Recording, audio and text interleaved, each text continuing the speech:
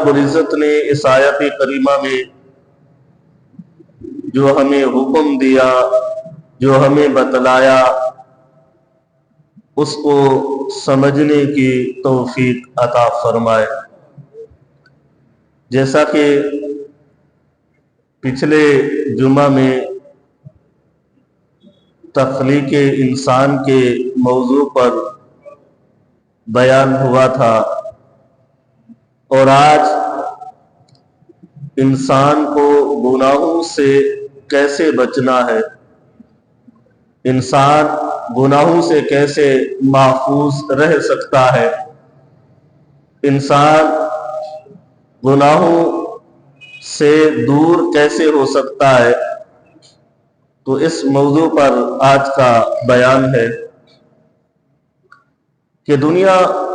میں آج کے اس ماحول میں، دنیا میں ہر چیز جس میں اللہ کی نافرمانی ہو وہ بڑی خوبصورت نظر آتی ہے۔ دنیا کی ہر وہ چیز جس میں گناہ ہو، نافرمانی ہو، اطاعت سے منہ پھیرنے کا سبب ہو، وہ ساری چیزیں بظاہر بڑی خوبصورت نظر آیا کرتی ہیں۔ اور جب ہم اپنے رب کی نافرمانی کرتے ہیں تو اس وقت ہمارے پاس ہزاروں دلائل ہوتے ہیں کہ ہم نے اس وجہ سے اپنے رب کی معاذ اللہ نافرمانی کی ہے۔ اللہ رب العزت کی اطاعت کرنے میں ہمارے پاس کوئی دلائل نہیں ہوتی۔ اگر دلائل ہیں ہمارے پاس تو اپنے رب کی نافرمانی کرنے میں دلائل موجود ہیں۔ اور اگر ہم نیکیاں کریں، اچھا کام کریں، تو اس میں اتنا بظاہر سکون نظر نہیں آتا، لیکن اگر ہم کوئی گناہ کرے، نافرمانی کرے، اللہ کے حکم سے روح گردانی کریں، تو بظاہر اس میں بڑا سکون نظر آتا ہے۔ اور انسان ان دنیا کی بظاہر لذتوں، سکون، اطمینان پر اتنا گرویدہ ہو چکا ہے کہ وہ اپنے رب حقیقی کو بھی بھولا چکا ہے۔ جیسا کہ ایک شخص ایک اللہ کا ولی تھا، عابد تھا، لفظ اللہ کو یاد کر رہا تھا، اللہ کے نام کی تسبیح پڑھ رہا تھا، تو شیطان نے اسے جا کر کہا کہ اگر اللہ تیری پکار کو سنتا تو تجھے جواب ضرور دیتا، تیرے ان الفاظوں کو میرا رب سنتا تو تجھے آواز دیتا، تیری آواز پر لبیک کہتا، تجھے جواب دیتا، تو تیرا رب تیری سنتا نہیں، جس کی وجہ سے تجھے جواب بھی نہیں دیتا۔ شیطان نے جا کر اس کے دل میں یہ وسوسہ ڈالا۔ اب وہ شخص جو بظاہر عابد تھا، ولی نظر آتا تھا، اس کو یہ شیطان کا وسوسہ بڑا پیارا لگا، بڑا اچھا لگا۔ اس نے اس کے بعد اپنے رب کا نام لینا بھی چھوڑ دیا، اپنے رب کو یاد کرنا چھوڑ دیا۔ تو اللہ رب العزت نے حضرت خضر علیہ السلام کے ذریعے سے اس عابد کو، اس بظاہر ولی کو یہ پیغام بھیجا کہ جاؤ میرے اس بندے کو کہہ دو کہ اگر میں تیری پکار کو نہ سنتا ہوتا تو تجھے دوسری مرتبہ اللہ کہنے کی بھی توفیق نہ دیتا، تجھے دوسری مرتبہ اللہ کہنے کی بھی توفیق نہ دیتا۔ جب تو دوسری مرتبہ اللہ کہتا ہے تو اس کو میں قبول کرتا ہوں، تو تیسری مرتبہ بھی تو مجھے یاد کرتا ہے، اور جب تیسری مرتبہ کی تیری دعا کو، تیری پکار کو سنتا ہوں، تو پھر تجھے چوتھی مرتبہ بھی تجھے کہنے کی توفیق دیتا ہوں۔ تو بظاہر وہ بندہ تو اللہ کی عبادت کر رہا تھا، بظاہر وہ اپنے رب کو یاد کر رہا تھا، اور شیطان نے جا کر اسے کیسا وسوسہ ڈالا کہ اگر تم رب کو یاد کرتا ہے تو تیرا رب تیری پکار کو سنتا نہیں، اگر سنتا ہوتا تو تجھے ضرور جواب دیتا۔ آج کے اس ماحول میں بھی ہم دنیا کی رنگینیوں میں کھو گئے ہیں، دنیا کی ہر چیز بظاہر میں بڑی خوبصورت نظر آتی ہے، تو اس وجہ سے میرے رب نے شیطان کے اس قول کو، اس بات کو بھی میرے رب نے قرآن میں نقل فرمایا، جب شیطان کو اللہ رب العزت نے اپنی رحمتوں سے دور کیا تھا، جب شیطان کو علم ہوا کہ اب میں کافر ہو چکا ہوں، اپنے رب کا نافرمان ہو چکا ہوں، تو اللہ مجھے اب دائمی جہنم میں ڈالے گا، تو اس وقت اس نے کہا کہ قال رب بما اغویتنی لأزینن لهم فی الارض، اور اللہ رب العزت کی بارگاہ میں وہ کہنے لگا، اے اللہ میں تیرے بندوں کو تیری زمین سے تیرا نافرمان بنا دوں گا، اور ان کے سامنے نافرمانی تیری اس طرح بنا کے رکھوں گا کہ جب وہ تیری نافرمانی کریں گے تو انہیں بظاہر بڑی خوبصورت نظر آئے گی، بظاہر بڑی خوبصورت نظر آئے گی، اور ان کے سامنے حسین و جمیل انداز سے دنیا کی محبت ان کے سامنے رکھوں گا، اور دنیا کی رنگینیوں میں وہ اتنا کھو جائیں گے، اے مالک تجھے یاد کرنے کے لیے بھی ان کے پاس وقت نہیں رہے گا۔ لَأُزَيِّنَنَّ لَهُمْ فِي الْأَرْضِ وَلَأُغْوِيَنَّهُمْ أَجْمَعِينَ، کہ صرف گمراہ چند لوگوں کو نہیں کروں گا،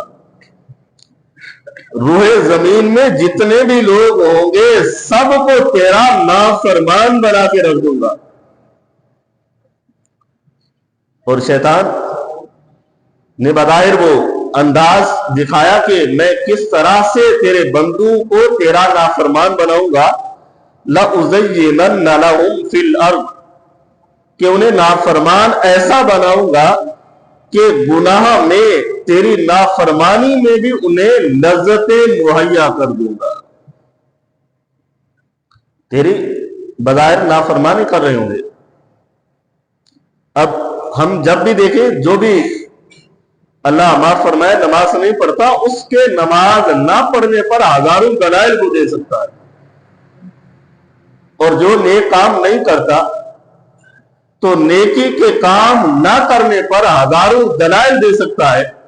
اور جب کوئی بندہ اللہ کی نافرمانی کرتا ہے بظاہر وہ نافرمانی اسے بڑی خوبصورت لگ رہی ہوتی ہے، کیونکہ اللہ کے سامنے وہ شیطان جو کہہ رہا تھا کہ قال ربی بما اغویتنی، کہ اے اللہ اگر میں رحمت سے دور ہو گیا ہوں، میرے لیے دائمی جہنم ہے، تو دائمی جہنم میں میں اکیلا نہیں جاؤں گا، بلکہ روح زمین پر رہنے والے انسان جن کی وجہ سے مجھے رحمت سے دور کر دیا گیا، ان کو بھی اپنے ساتھ جہنم میں لے جاؤں گا۔ آج کتنے انسان ہیں جو اس رب کو بھی نہیں مانتے جو رب ان کی ایک لمحے سے بھی غافل نہیں ہوتا، جو رب انہیں رزق مہیا کرتا ہے، جو رب ان کی تمام ضروریات کو پورا کرتا ہے۔ روح زمین میں کتنے انسان ہیں جو حقیقتاً اپنے رب کو ماننے کے لیے بھی تیار نہیں ہیں، حالانکہ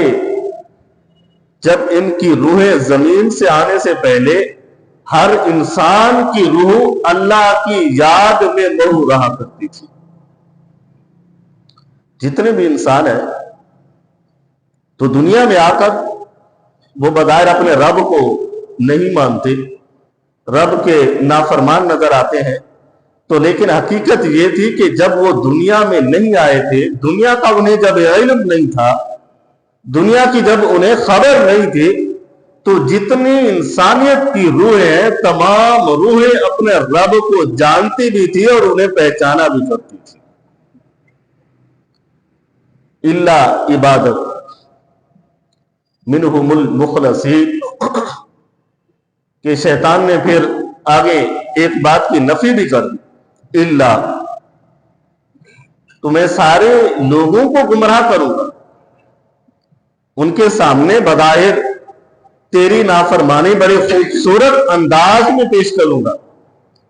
उसमें बड़ी लज्जतें रखूंगा, उसमें बड़ा बज़ाहिर सुकून होगा। तो लेकिन तेरे जो खास बंदे होंगे उन पर मेरा दौर नहीं चलेगा, उनको गुमराह नहीं कर सकूंगा। तो उनको गुमराह ना करने की वजह क्या थी कि उनको गुमराह इस वजह से नहीं कर सकेगा कि वो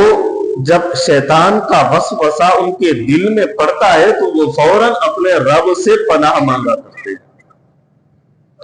फस्तईज़ बिल्लाह, कि अल्लाह से इस शैतान के वसवसे जो पढ़ते हैं उनसे अपने रब की पनाह में आने के लिए दुआएं किया करते हैं। तो अगर हम औज़ु बिल्लाहि मिनश शैतानिर रजीम इसको भी देख लें तो हम इसमें भी अपने रब की पनाह की दुआएं मांगा करते हैं। अब जब हमारे अंदर ये ख्यालात पैदा हो, नमाज न पढ़ने के हजारों बहाने इकट्ठे हो जाएं, उस वक्त मेरा रब तो नहीं चाहता कि मेरा बंदा मुझे सरो सुजूद न करे, बल्कि उस वक्त शैतान के वसवसे होते हैं। अगर उस वक्त हम आऊज़ बिल्लाह या अपने रब से दुआ मांगे, ऐ अल्लाह हम ऐसे दुश्मन से तेरी पनाह मांगते हैं जो दुश्मन बज़ाहिर हमें नजर भी नहीं आता। एक दुश्मन वो होता है जो सामने नजर आता है, उससे हम लड़ भी सकते हैं, उसके वार का हम दिफा भी कर सकते हैं, लेकिन एक दुश्मन वो होता है जो हमारे सामने ही नहीं है, जो हमें नजर ही नहीं आता। तो फिर हम उनके वार का दिफा कैसे करेंगे? फिर हम उससे ताकतवर जात वो रब की है, फिर हम उसकी पनाह में आने की दुआएं मांगा करते हैं। ऐ अल्लाह, जो हमारा दुश्मन है शैतान है, हमें नजर नहीं आता, इसके वार से हम बेखबर हैं, खबर नहीं रखते। ऐ अल्लाह, इसके हर वार से तू हमें महफूज फरमा दे, इल्ला इबादत, जो अल्लाह के नेक बंदे होते हैं, या यूं समझ लें कि अल्लाह के जो भी बंदे होते हैं शैतान के वार से कैसे बचते हैं, वो अल्लाह की पनाह में आकर शैतान के हर वार से महफूज रहा करते हैं। अब हमारा अंदाज बड़ा अजीब व गरीब है कि हम दुनिया के इस माहौल में रहकर किन चीजों को पसंद करते हैं और किन चीजों को हम पसंद नहीं करते। हमारा ये अंदाज होता है कि हम अपना जो हमारा हक है हमें पूरा मिले और हमें हर चीज खरी और साफ मिले, लेकिन दूसरों के हक को छीनना भी अपना हक समझते हैं। हमारा ये तो इरादा होता है कि हमारे हक पर कोई डाका ना डाले, हमारा जो हक है हमें पूरा मिले और एक जरा भी हमारे हक से कोई चुराए ना। लेकिन हम ये भी पसंद करते हैं कि दूसरों के हक को छीनना भी अपने लिए बायसे फख्र समझते हैं। अगर हम नाप और तोल की बात कर ले तो हम अगर सौदा लेंगे तो पूरा, हम अगर कोई चीज लेंगे तो खरी, हम अगर कोई चीज खरीदना चाहेंगे तो उसमें मिलावट बर्दाश्त नहीं करेंगे। लेकिन جب ہم یہ چیزیں دینا چاہیں گے تو چیز میں ملاوٹ بھی کریں گے، چیز کو صاف بھی نہیں دیں گے، اور ناپ اور تول میں بھی کمی پیشی ضرور کریں گے۔ یہ ایک ہمارا انداز بن چکا ہے، اور اس انداز کو شیطان نے ہمارے سامنے کتنا خوبصورت بنا کے رکھا ہے کہ جب ہم خود کسی سے کوئی چیز لیں تو اس وقت یہ ہمارا حق ہے کہ اس چیز میں ملاوٹ نہ ہو، لیکن جب وہ کوئی چیز ہم کسی کو دینا چاہتے ہیں تو اس میں شیطان نے ہمیں کس انداز سے بتایا کہ ملاوٹ کرو گے تو تمہیں زیادہ فائدہ ملے گا۔ ہم فائدہ لینے کے بدلے میں دنیا کی لذت کے بارے میں، دنیا کو حاصل کرنے کے بارے میں اپنے رب کے کتنا نافرمان بن جاتے ہیں، اور اسی طرح ہم اپنی عزت عصمت محفوظ دیکھنا چاہتے ہیں۔ کوئی ہماری عورتوں پر نظر نہ ڈالے اور کوئی بھی ہماری عزت پر ہاتھ نہ ڈالے،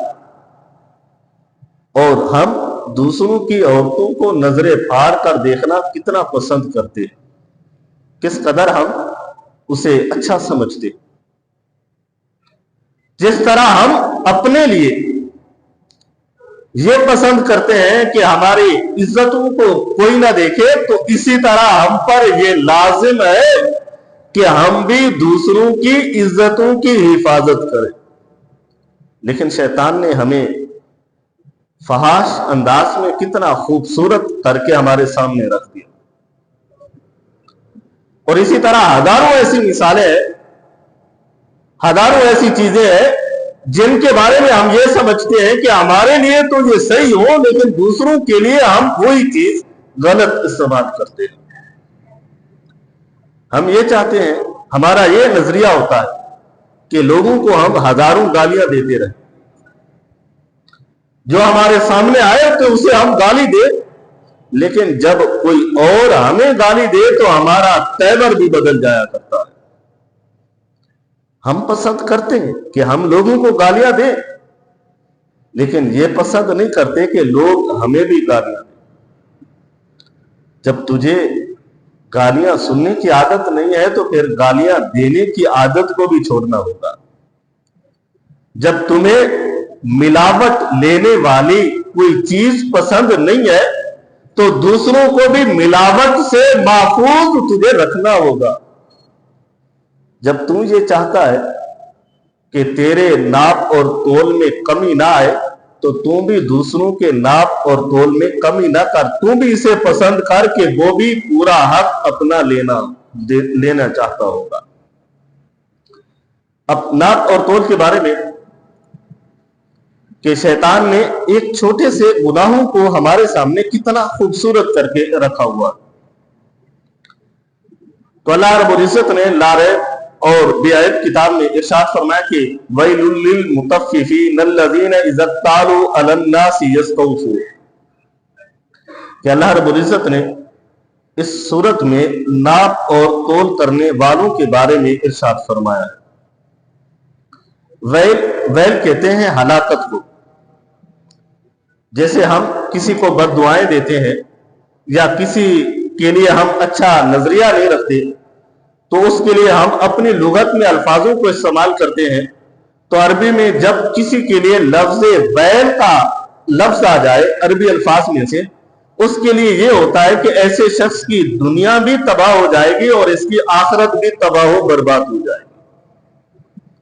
کیونکہ یہ فرمان میرا رب فرماتا ہے ویل۔ تو اللہ رب العزت نے فرمایا ویل للمطففین، کہ ہلاکت ہے ان لوگوں کے لیے جو ناپ اور تول میں کمی کرتے ہیں۔ اذا اکتالوا علی الناس یستوفون، جب وہ کسی لوگوں سے لیتے ہیں کسی چیز کو تو یستوفون، تو اس وقت پیمانہ بڑا پورا رکھتے ہیں جب کسی سے کوئی چیز لینی ہو۔ اگر مثال کے طور پر میں کسی دکاندار کے پاس چلا جاؤں تو اس وقت میں نے کچھ لینا ہوگا تو اس وقت حساب برابر رکھوں گا، پیمانہ بھی اچھا ہوگا. یا ایسے دکاندار جو کوئی چیز خریدتے ہیں اس وقت ان کا پیمانہ پورا ہوتا ہے. تو اللہ رب العزت نے آگے فرمایا وَإِذَا قَالُوهُمْ أَوْ وَزَنُوهُمْ يُخْسِرُونَ کہ جب وہ کسی اور کو دیتے ہیں تو اس میں خسارہ کرتے ہیں, کمی کر دیتے ہیں. اب اس آیت کریمہ میں دو چیزوں کا ذکر ہوا. ایک تو جب خود خریدتے ہیں تو اس وقت ان کا پیمانہ کیسا ہوتا ہے, اور دوسری بات جب اسی چیز کو بیچتے ہیں کسی اور کو دیتے ہیں تو اس وقت ان کا پیمانہ کس طرح کا ہوتا. تو اللہ رب العزت نے اس آیت کریمہ میں کہ اس وقت جو تاجر قسم کے لوگ ہوتے تھے, جو تجار ہوتے تھے, جن کے بارے میں میرے محبوب مصطفیٰ صلی اللہ علیہ وسلم نے جن کی صفات کے بارے میں بے شمار احادیث موجود ہیں, جہاں تک کہ جو عادل انصاف کرنے والا تاجر ہوتا ہے تو کل قیامت والے دن محشر کا جو دن ہوگا, جب نفسا نفسی کا عالم ہوگا, جب یہ سورج کی تپش سوا نیزے پر ہوگی,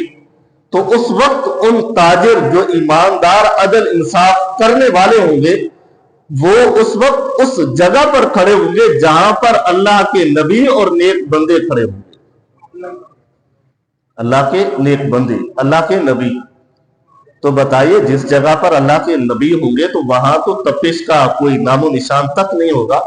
اللہ ایسے تاجروں کو جو انصاف کرنے والے ہیں, انصاف کو پسند کرتے ہیں, عدل و انصاف کرتے ہیں, اللہ کل قیامت والے دن ایسی جگہ پر کھڑا کر دے گا. یہ مفہوم حدیث ہے. تو یہاں پر اس آیت کریمہ میں یہ ایک واضح پیغام دیا کہ وہ جو تاجر جو منڈیوں میں بیٹھا کرتے تھے, جب کوئی ان کے پاس سودا بیچنے کے لیے آتا تو اس وقت ان سے جو وصول کرنا ہوتا تھا تو ناپ اور تول کا انداز ہوتا تھا وہ برابر رکھا کرتے تھے, پورا ہوا کرتا تھا. وَإِذَا قَالُوهُمْ أَوْ وَزَنُوهُمْ يُخْسِرُونَ کہ جب وہی چیز کسی سے کسی کو بیچنا ہوتی تھی. اب اس چیز کو بیچنا ہے, بیچتے ہوئے ناپ اور تول کے جو پیمانے ہوتے تھے ان کو کم کر دیتے تھے, آگے والوں کو جتنی چیز دینی ہوتی تھی اتنی نہیں دیتے تھے بلکہ ان سے کم کر دیا کرتے تھے. تو میرے رب نے فرمایا وَيْلٌ لِّلْمُطَفِّفِينَ ایسے تاجروں کے لیے بھی ہلاکت ہے. اب اس انداز کو محبوب مصطفیٰ صلی اللہ علیہ وسلم کے اس فرمان سے سنیے.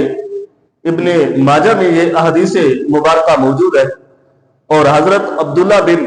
عمر رضی اللہ تعالیٰ عنہ اس حدیث کے راوی ہیں. اس حدیث میں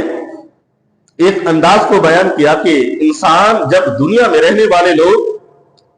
ناپ اور تول میں کمی جب کرتے ہیں تو اللہ کا عذاب ان پر دنیا میں کس طرح سے آتا ہے,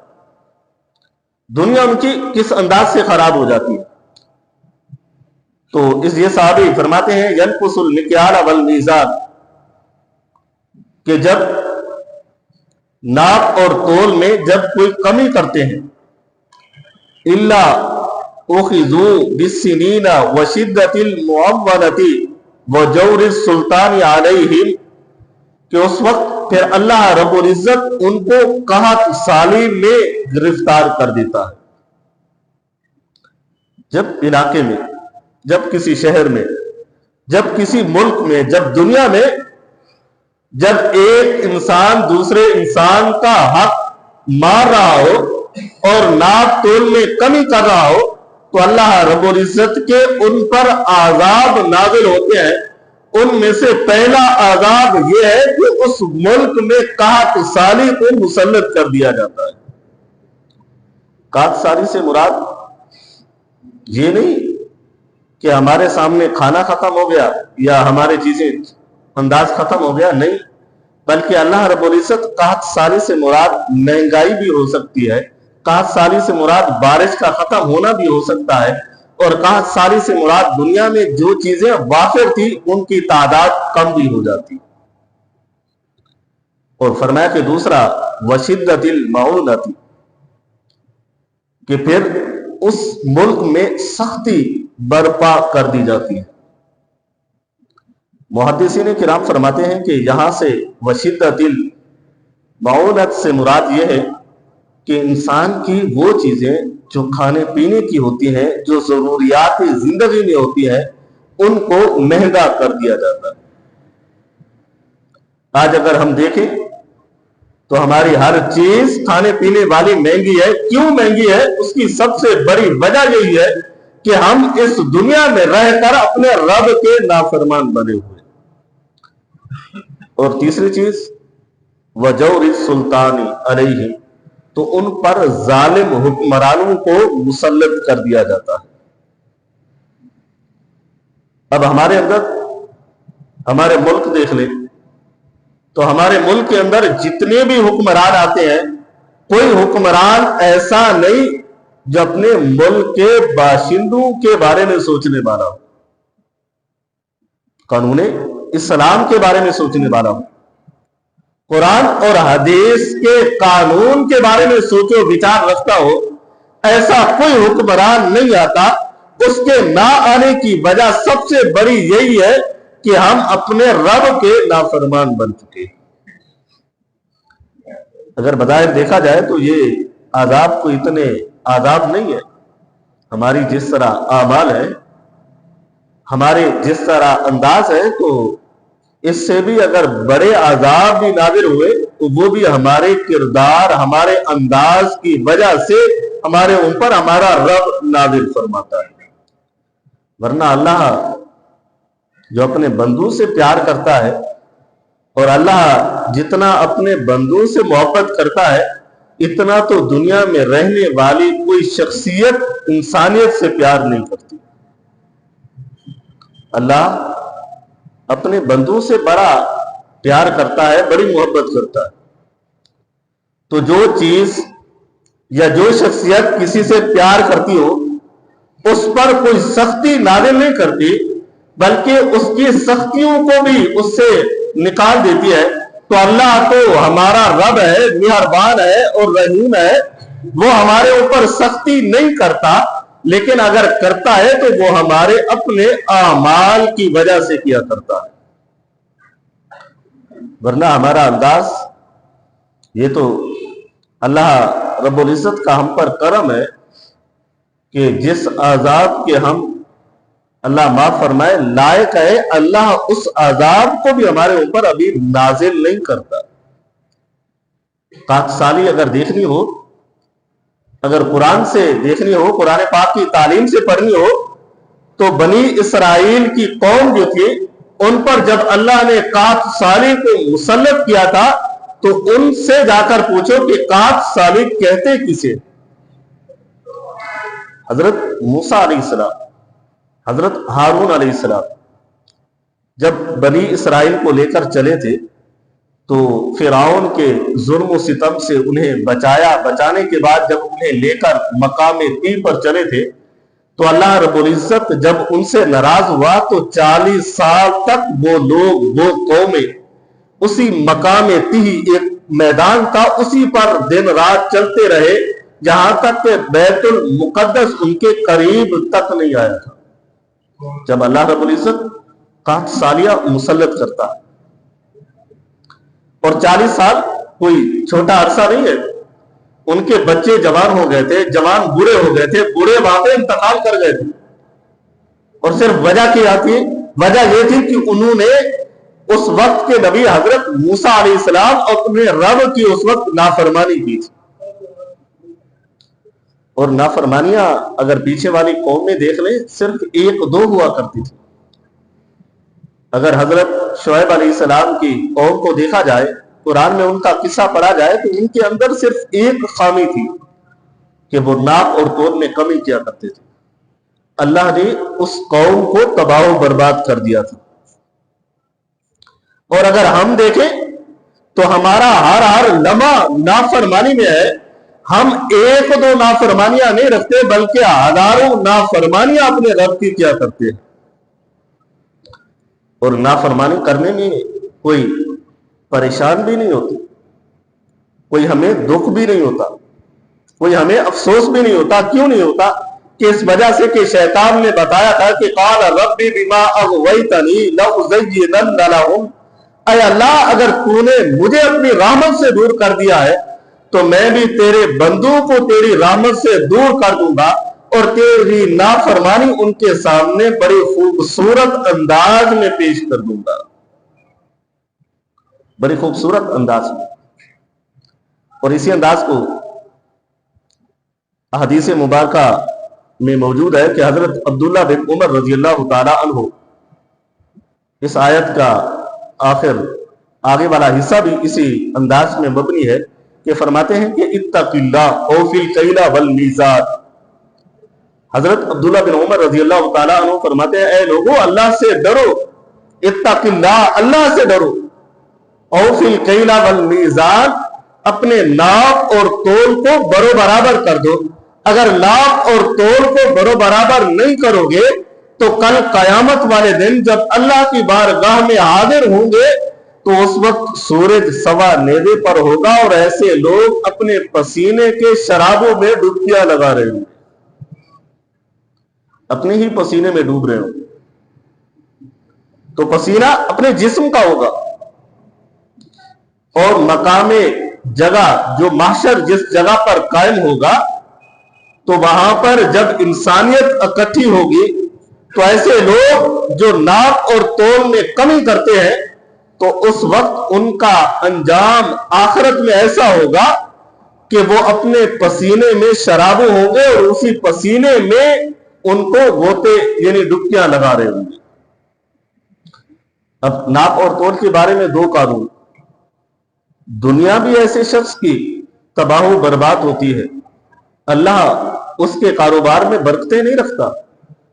اور برکتیں بظاہر تو ہمیں نظر آ رہا ہے کہ ہم نے ناپ اور تول میں بڑا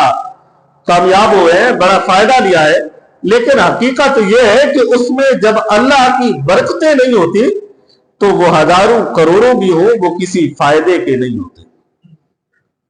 دنیا ہماری اس طرح تباہ و برباد ہو جاتی ہے، اور آخرت ہماری اس طرح ہوگی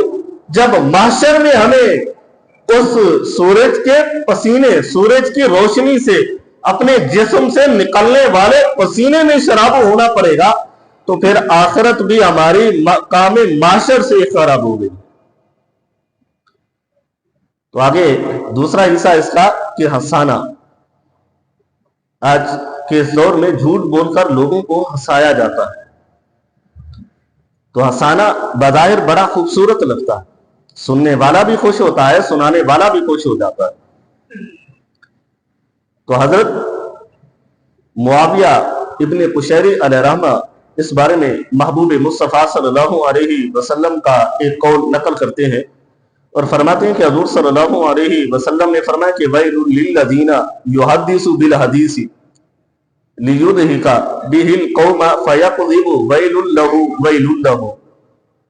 کہ حضور صلی اللہ علیہ وسلم نے فرمایا ہلاکت ہے ان لوگوں کے لیے جو لوگوں کو ہنسانے کے لیے جھوٹ بولتے ہیں۔ فَيَقْذِبُ وَيْلٌ لَهُ وَيْلٌ لَهُ،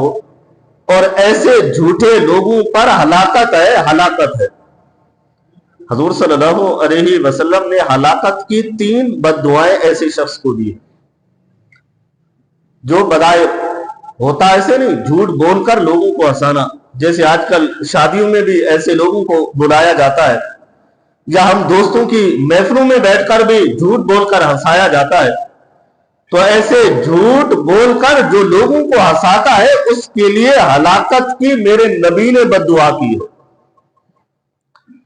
اور محدثین کرام یہاں پر لکھتے ہیں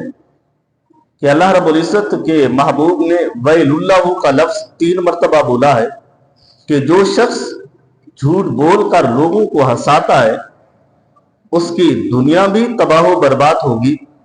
دوسرے ویل اللہ میں اللہ کے محبوب نے یہ فرمایا کہ اس کی قبر بھی تباہ و برباد ہوگی، اور تیسرے ویل اللہ میں فرمایا کہ اس کی قبر کے بعد محشر کا جو مقام ہوگا وہ بھی تباہ و برباد ہوگا۔ اب 3 بد دعائیں ہیں کہ تینوں بد دعاؤں کا ذریعہ دنیا اور مرنے کے بعد قبر، قبر کے بعد محشر کا مقام، محشر کے بعد جو جنت یا جہنم کا جو مقام ہوگا جو جہنم ہوگی اس پر بھی ایسا شخص ذلیل و خوار ہوگا۔ تو یہاں تک کہ حضرت ابن شہاب زہری علیہ رحمہ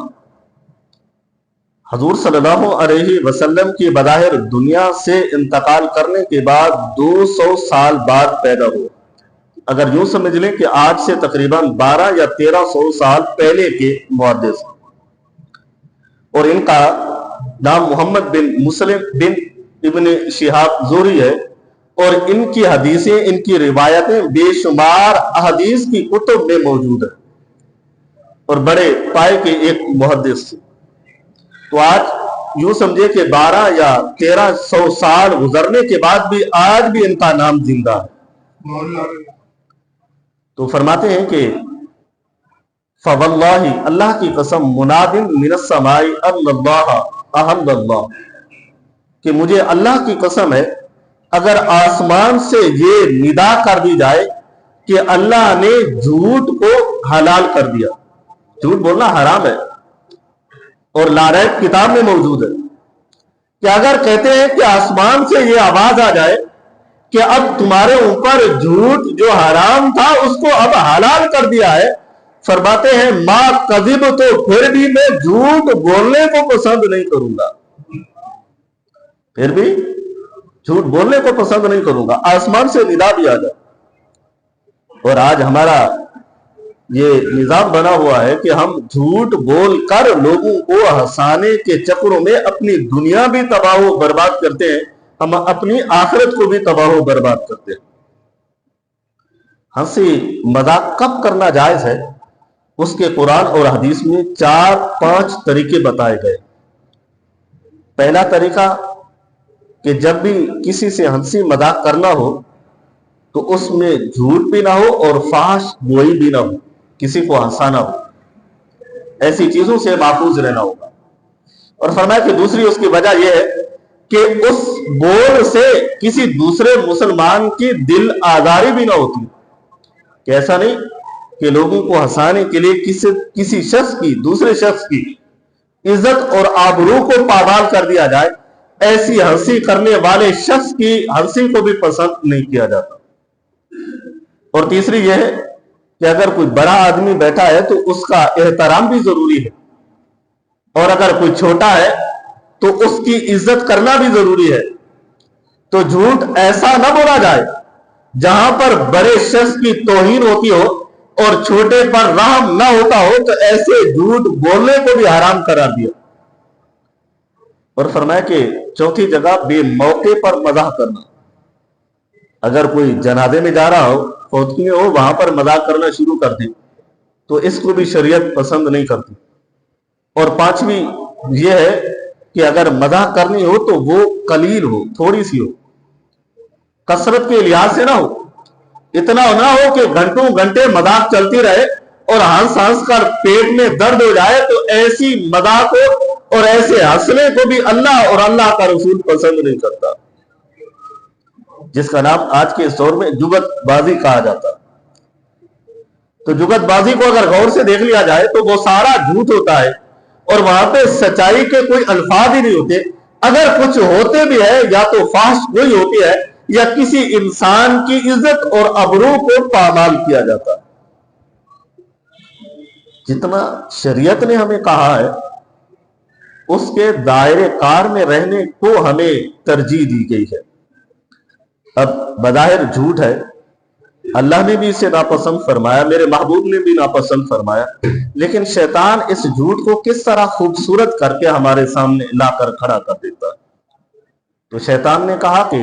لہم فی الارض ولأغوینہم اجمعین، اے اللہ اگر تو نے مجھے اپنی رحمت سے دور کر دیا ہے تو میں تیرے بندوں کو بھی تیری رحمت سے دور کر دوں گا۔ دور کیسے کروں گا؟ لأزینن لہم، ان کے سامنے جو گناہ ہوں گے، جو تیری نافرمانیاں ہوں گی، وہ بڑی خوبصورت لذت کے انداز سے، سکون کے لحاظ سے، احسن کے لحاظ سے ان کے سامنے پیش کر دوں گا، اور وہ کر تیری نافرمانی رہے ہوں گے اور دل میں خوش ہوں گے کہ ہم نے اپنے رب کو راضی کر لیا۔ جیسے